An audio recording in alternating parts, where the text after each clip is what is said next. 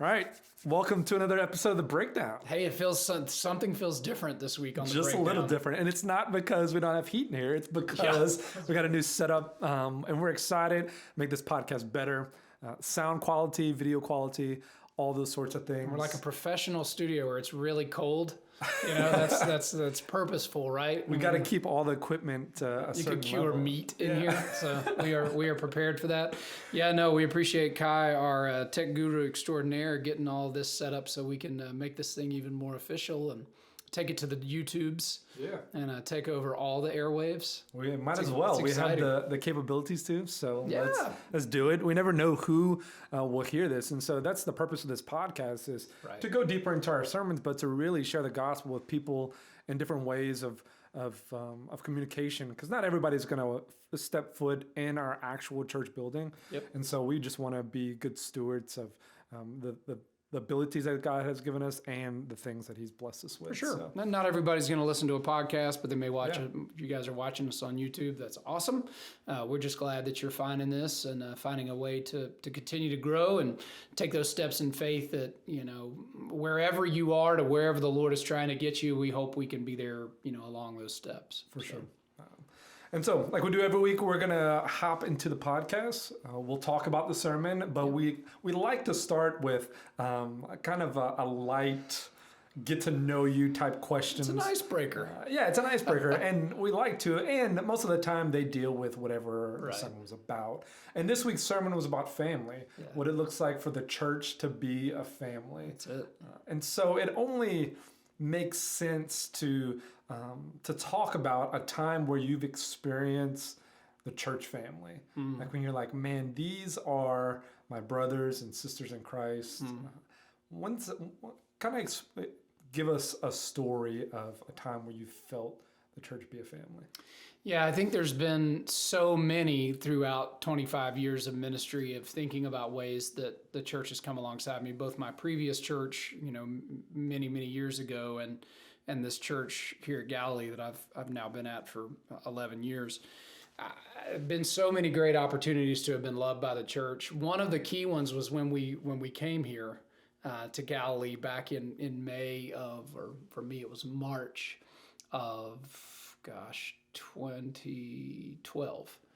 So not only did we experience still great love from the church that we were departing, I mean, just people encouraging us and praying for us as that church family, but then coming to this new church family, the embrace that we got from people, whether they were, you know, taking us out to lunch or just checking in on us.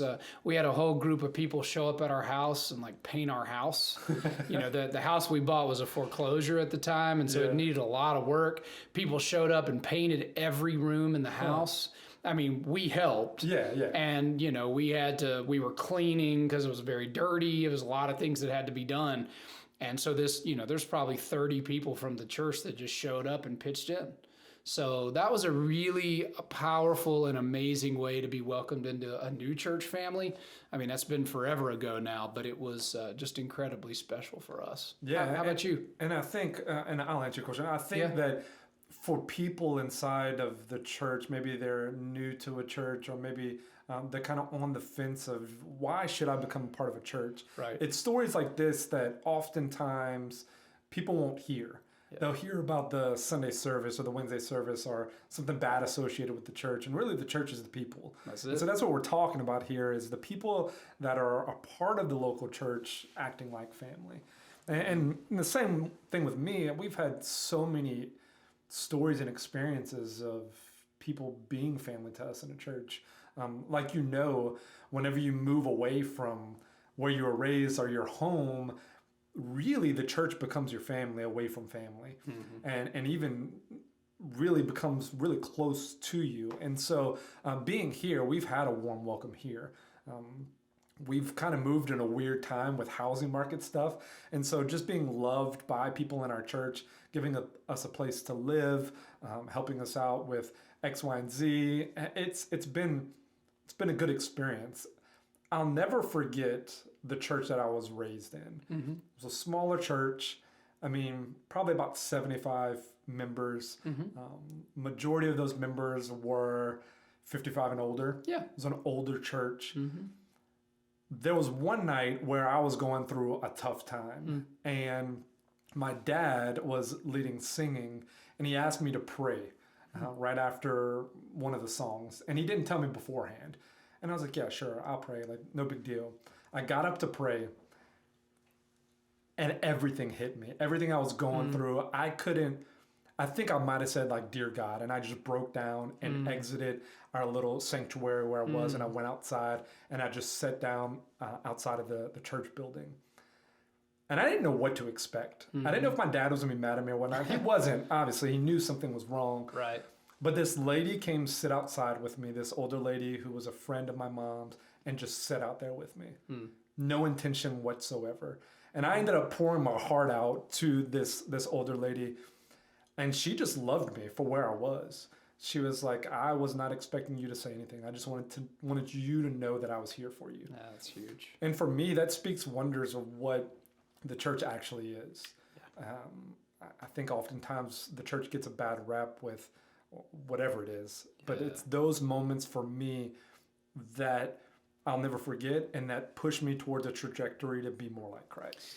Yeah, you know, every church, just like every family, will not always get every interaction right. Yeah. Your blood family won't get all the interactions with you right, nor will you get them all right with them.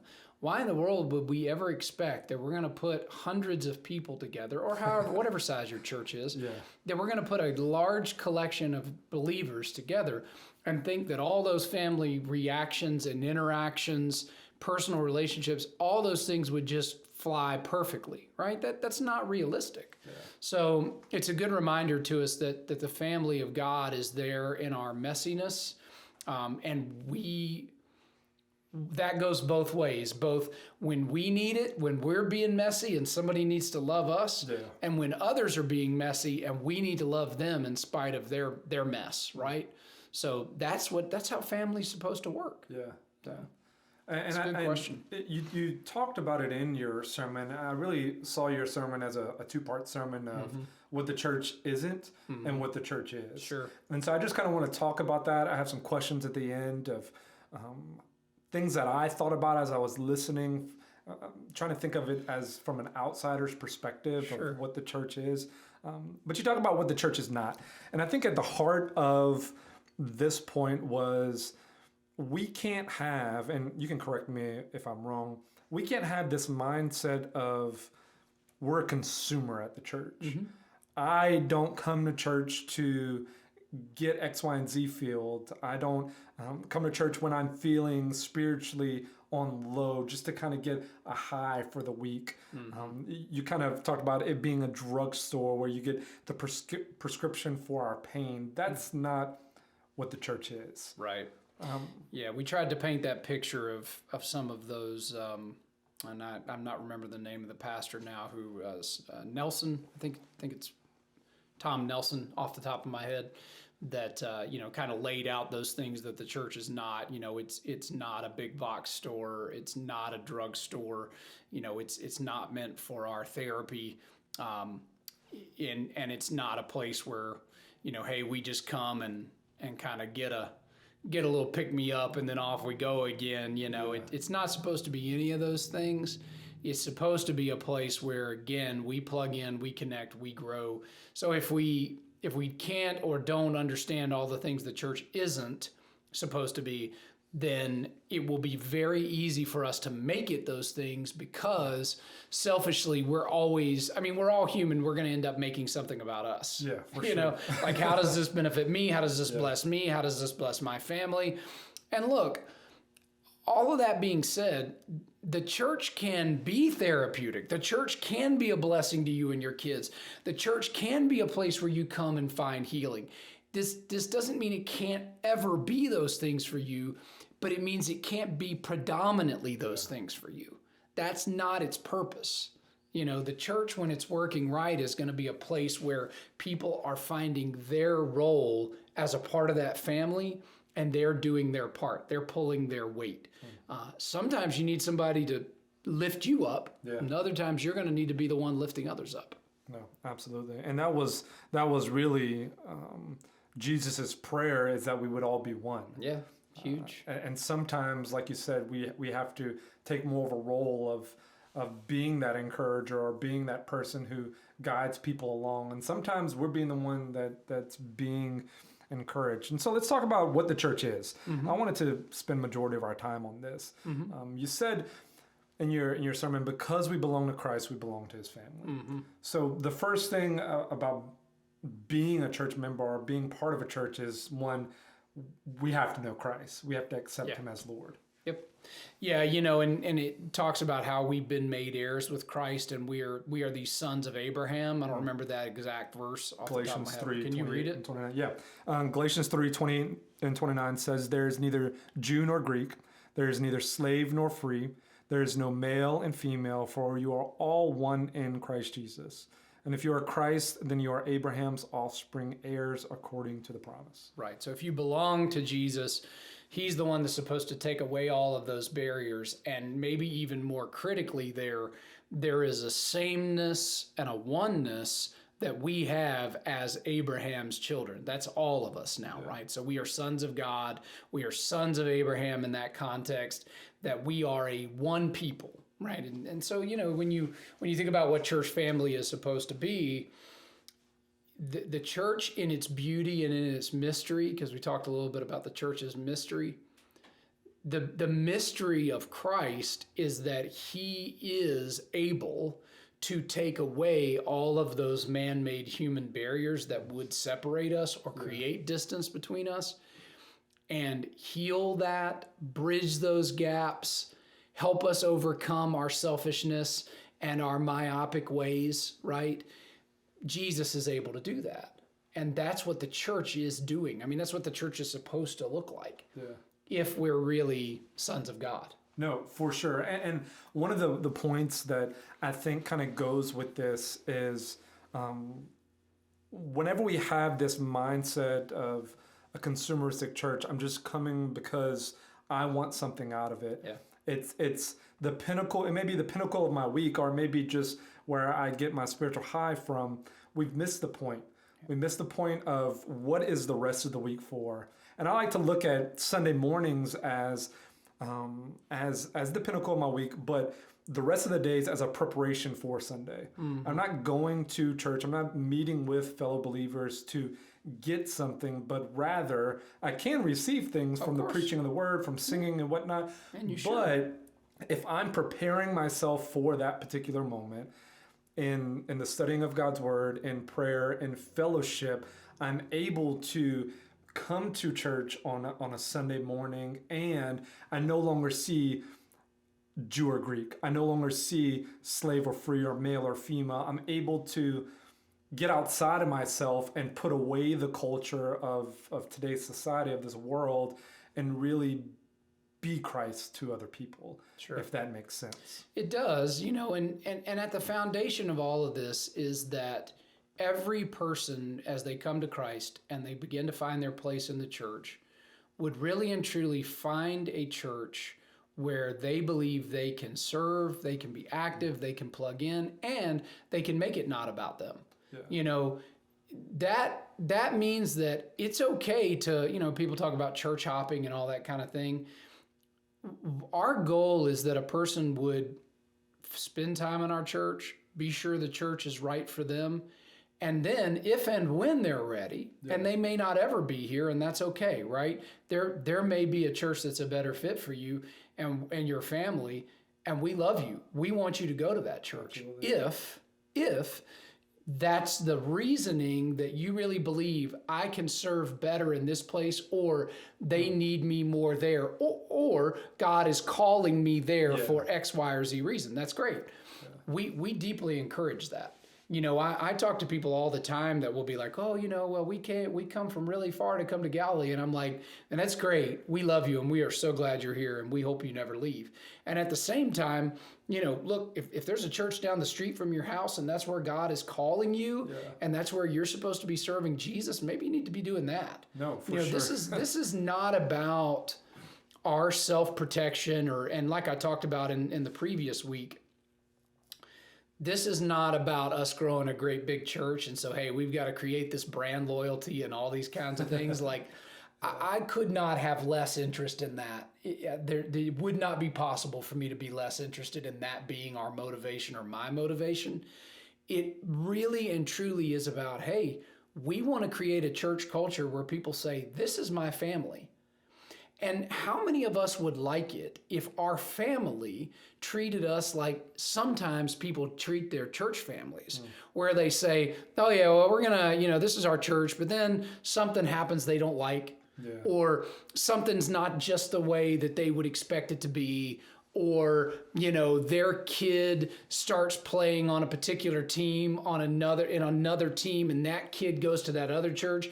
And so they say, well, this kid, he's going over there because he knows this other kid. So we're just going to go over there. You understand, right? Let me just lovingly say, no, I don't, right? I don't understand that because that's the part that really, this is not about us needing to keep you at Galilee.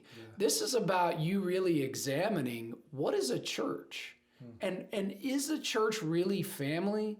And is that more than just lip service for me and the church? We have a responsibility in that as the church, but you have a responsibility in that as the church member, as the body of Christ, to say, no, I'm going to stick and stay, and here's the critical word, I'm going to invest in my family. And if you are invested in your family, you will be the kind of person that says, hey, what do we need to do to make this work, to stick and stay, to see it out, to know that we're doing what God has called us to do? That's really what it comes down to for me. So it's a little bit of a hobby horse issue for me, that I want everybody to hear my heart in, like, again, you're going to do whatever you want to do, and your family. Like, I'm not going to stop you from doing any of that, nor do I have an interest in trying to stop you from doing it. My interest as your pastor is to say, think about your heart in this, and think about what Jesus has told you the church is, and make your decisions based off that. Let that be the thing that motivates you, one way or the other. It may be that God is calling you away from this church. Okay. Like, if that's really a God thing, God bless you, and we love you, and we will send you with our blessing and with our prayers.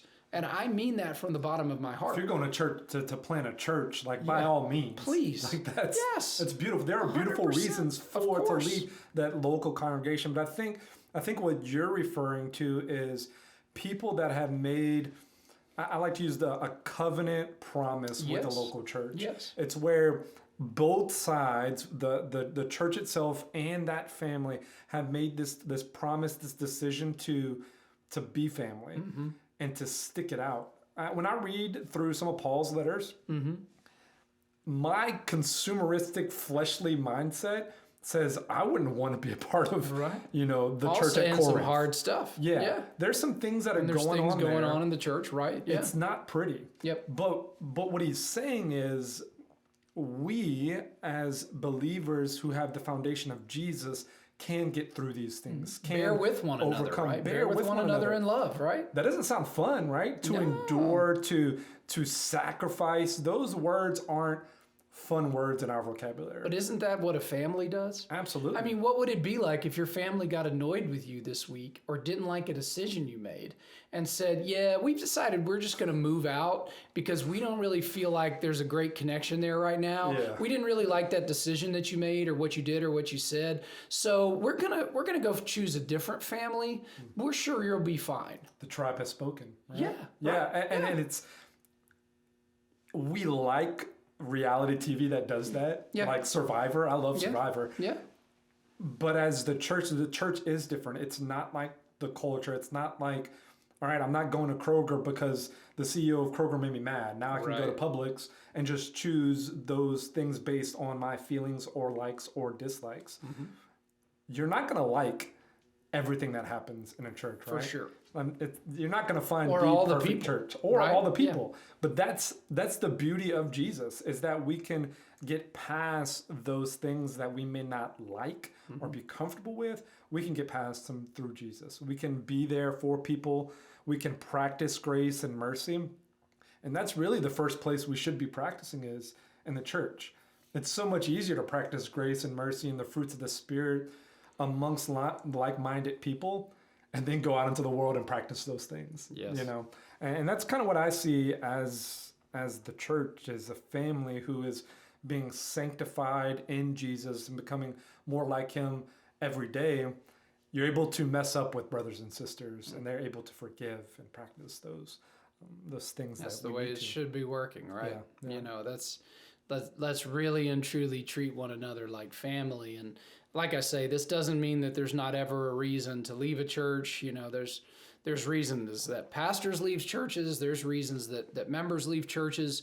That doesn't mean that doesn't exist, and that some of that is not God ordained. Yeah. It just means that our responsibility is to really be sure that it is, and that it isn't just our feelings, our feelings or selfishness, or being again myopic, where I can only kind of view my own lens, through my own lens, rather than thinking about the good of all. And those are the things I think that we have to avoid. And one of the reasons I've taught about this in this series is because we've really tried to go out of our way to get regrounded, new year, but same mission, in some of these very fundamental guideposts for our church. Like, this is who we are. This is who we want to be. This is what we're grounded in. Yeah. And so come along for that with us. And more than just coming along, participate in that with us. I got some questions for you that I was thinking as you were preaching. If somebody were to come to you and say, well, I'm a Christian. Yeah. I've given my life to Christ, but I'm not going to do this church thing. Right. What would be some encouragement or some advice that you would give that particular person? Yeah, it's the very simple, cliche kind of idea that the lone sheep is very easily picked off by the wolves. There is strength in the flock. There is strength in the group. The wounded and lame deer on its own is not going to make it, versus the way that a herd works to protect a weakened animal, oftentimes ushering them to the middle, pushing them to the far end from where the threat is. These are the kinds of things that the church is supposed to do, and the church is supposed to be there for. And one of the things I did in this message is I went out of my way to make an apology for when churches have failed in this. When the church has not been the church, when people have experienced church hurt. I'm sorry if that happened to you. I hate that happened to you. But that's not every church, and that certainly doesn't have to be Galilee Christian Church. But that's all of our responsibility, to build a culture that doesn't live like that doesn't allow that in our midst, right? No, this is a place where, again, we won't always get it right, which I said in the message. Just like any family, sometimes we'll fail. But I am 100% convinced that if you stick and stay and invest in your family's life at Galilee, we will love you. We will love you. We sometimes will mess up. Yeah, absolutely. But in general, we will love you and be there with you through the seasons of life. So I would just say, the Lone Ranger mentality doesn't work. It's not a plan for the Christian. And it is really the height of hubris to think that you are going to go through this life as a believer on your own with no support system. I think you hit it. And my second question was about church hurt, and I think you hit on that in your answer for the first one. We're sorry that that's happened. Yep. And I know it will, because we are fallen people. We are sinful people. We pray that if it would ever happen here, that we would be made known, and that if it was whatever situation happened, that forgiveness would take place and reconciliation would happen. Let me ask you a question. Yeah. Have you ever had a bad experience in a restaurant? Never. No. Yeah, absolutely. That's bound to happen. So you went to a restaurant, the food was bad or the service was bad, right? Correct. That's happened? Yeah. Did you decide to go back to the restaurant? Oh, yeah, of course. Right. Yeah. You didn't say, you know what, I'm done with restaurants. I will only eat at home from here on out for the rest of my life. right? You know what? It's better if I just make all my own food. I'll just cook all my own food and only eat in my own house, period, from here on out. Because that way I'll still be fed and I'll be fine in that, right? Nobody's going to do that. No. In the same way, why in the world would we say about a church, well, this church wounded me or something happened and that was painful or that didn't go well or that was a mess, so I'm just done with church. Yeah. You know, as ludicrous as it would be to forever rule out restaurants, it is equally as ludicrous to forever rule out churches because of a bad experience. Yep. Or even multiple bad experiences. Yeah. I've had multiple bad experiences at restaurants. I've had bad experiences in some churches, you know, and I didn't decide to say, well, you know, that's enough of that. That doesn't make any sense. So we've got to be better than that. Yeah, and I think it all goes back to what we were talking about earlier is our mindset of what the church is. If you're expecting the church to never mess up, then you're not in a good mindset. Yeah. You're in a mindset of maybe, what am I getting from this? You're not in a good place. Yeah, that's the consumer. Yeah, it's the consumer. Never going back to that restaurant, you know, had a bad experience there. I'm done, you know. And I think if Paul were here today and he would write us a letter, that would be one of the main points that he would make is, hey, they're going to mess up. Yeah. But it's all about how do you go from messing up to reconciliation and building that relationship back together. Because when I mess up personally, I want to fix that. Yeah. I have an urge to, and I think as believers we should. Jesus has taught us to do that, to make peace with our brothers. We have a church family, staff, and leadership that wants to love you well. So if anyone is out there listening to this or watching this and said, yeah, well, you know, they don't know my name or they don't know who I am, or I had this surgery going on and they never called me, or, you know, I lost a family member and nobody even mentioned it. None of that has been intentional. Yeah. So one of the things that you do as a church member to carry your weight is you, and this didn't mean to make this rhyme, but you communicate, right? Yeah. You communicate. If you let us know about those things and then we drop the ball, that's on us. Yeah.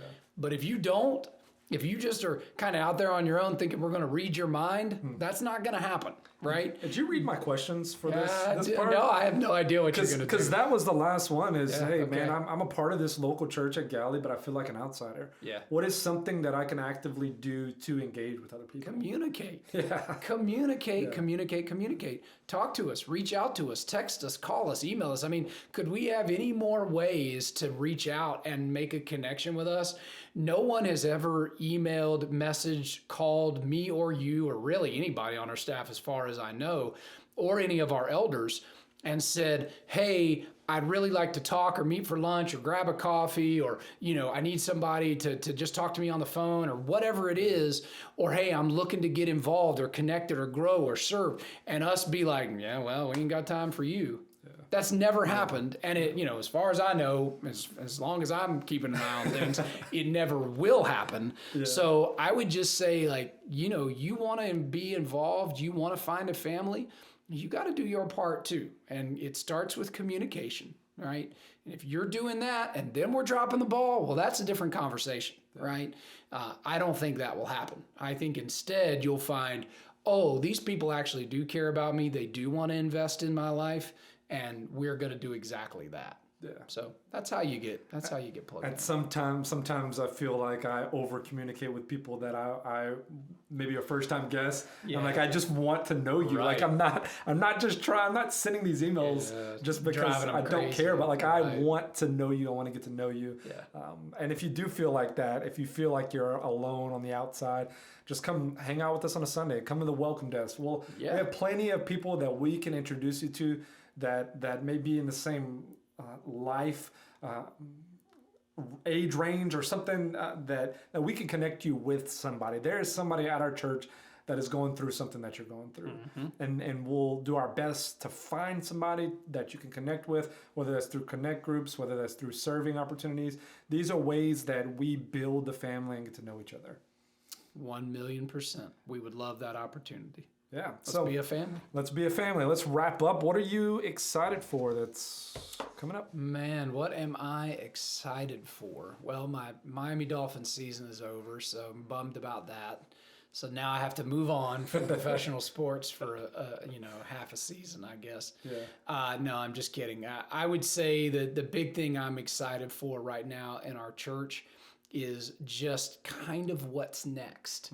We're in this stage where we're really excited about the great things that have been happening in our church and people coming on board. Momentum is such a difficult thing to get as a church. Yeah. And as a leader, where you're trying to find that and get things on that track. So I'm really excited to see what God does to help us continue this and really see what this next chapter of ministry and here in our church is going to look like. I can't wait to see what he does next, because it feels like here lately he blesses us in some new way every week. Yeah. So I kind of go into a weekend these days, and really just the week in general, thinking, God, you've just blessed us so much, and I don't think you're done yet. So it's a very kind of just general sense of excitement for me. I like it. And how about you? I'd agree with that.